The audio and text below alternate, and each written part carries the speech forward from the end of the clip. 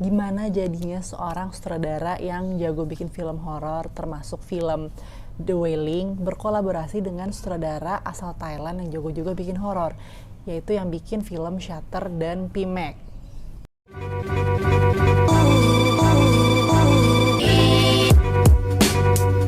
Assalamualaikum warahmatullahi wabarakatuh. Sawadikap. Welcome back to my channel Mubinka bersama gue Inka. Ya, jadi karena gue nyapanya pakai sawadikap ya, udah tahu ya kira-kira gue mau ngomongin film apa gitu ya. Ya, film Thailand berkolaborasi dengan Korea, judulnya adalah The Medium.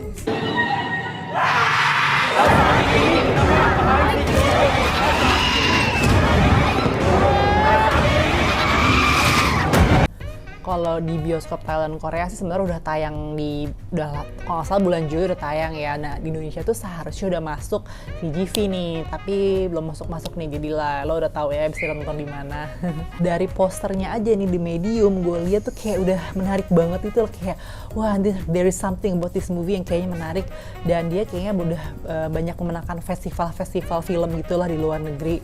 Jadi formatnya film ini adalah mockumentary gitu. Mockumentary itu kayak campuran mirip-mirip kayak dokumenter, tapi sebenarnya ya bukan beneran dokumenter sih, ya bener-bener bagian dari skenario. Itu wawancaranya itu kayak pura-pura wawancara padahal adalah bagian dari filmnya.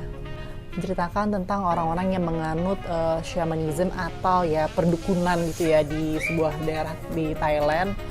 Dan film dibuka dengan wawancara seseorang dukun perempuan bernama Nim yang dia bercerita nih sama si tim dokumentasinya ini gitu ya, bahwa keluarganya ini kayak apa ya, entah itu dikutuk atau apa gitu ya, satu demi satu keluarga itu mulai kayak mati dengan cara yang aneh lah gitu, tidak wajar gitu kan ya. Itu dari mulai adiknya, terus adik iparnya gitu, sampai akhirnya ya suatu hal aneh terjadi sama ponakannya ya, cewek bernama Ming gitu. Ya kalau di sini sih sebenarnya ya mirip-mirip kayak bahasa kasar sih ya kesurupan lah gitu kan ya. Atau yang mirip-mirip sama Exorcism of Emily Rose tapi versi Thailandnya gitu. Ya premisnya sih sesimpel itu, cuman karena yang gue suka dari film ini ya mungkin karena mockumentary ya, jadi lo akan mendapatkan feel yang beda dari film-film horor lainnya. Satu sisi dia lebih terasa real, tapi yang gue suka lagi kameranya itu nggak bikin pusing. Biasanya kalau kayak mockumentary kayak contohnya mungkin Indonesia kayak Keramat ya, nah itu kan kamera bikin pusing gitu ya. Blair Witch Project juga dulu bikin pusing, nanti dia rapi, enak dilihatnya, nggak bikin pusing, dan juga ada tetap scoring musik horornya yang juga berasa mencekam gitu. Terus yang gue salut lagi selain skripnya rapi banget, si acting pemeran utama nih yang jadi Chaewon Min tuh bener-bener gila, dia pol-polan banget sih, parah gitu kayak. Dan banyak kayak bener adegan yang unexpected, lo nggak ketebak banget, lagi santai lagi hebat tiba-tiba ada jebret gitu. Jadi memang ya untuk babak awalnya mungkin agak-agak pelan gitu ya, nggak semua orang suka gitu. Cuma ada beberapa scene yang, dan di sini juga ada jump scare yang meskipun dikit tapi amat sangat efektif dan berhasil bikin gue parno tengah malam.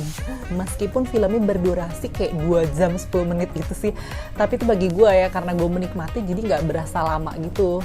Dan gue berasa di sini ya pesannya ya gitu, kayak yang kita bakalan di film ini lo bakal nemuin oh ya nggak hanya di Indonesia ya praktek perdukunan gitu, kepercayaan pada roh dan segala macamnya. Kalau di sini mungkin jin segala macamnya, di sana pun juga ternyata masih kental banget gitu ya.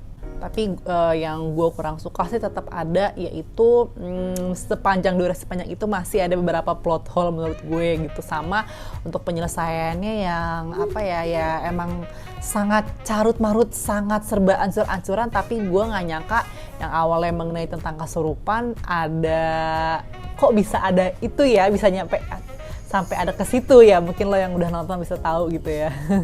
Oke, untuk skor film ini gue kasih nilai 7,5/10 ya. Memang menurut gue sih belum sempurna ya, tapi ini ya bagi lo yang suka horor lo wajib banget nonton sih, karena experience-nya beda dan ada apa ya, sesuatu yang beda aja sih daripada film-film horor lainnya.